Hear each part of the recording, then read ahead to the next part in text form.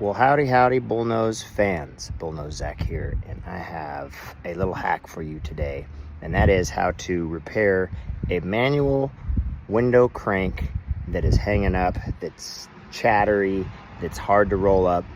I'm going to give you a little hack. You don't have to replace it.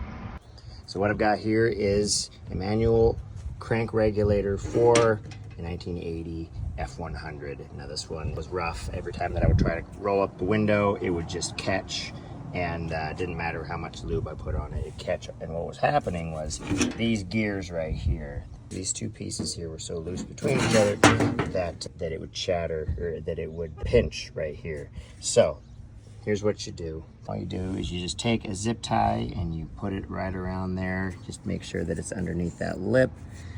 Put some lube under there. This is some white lithium grease.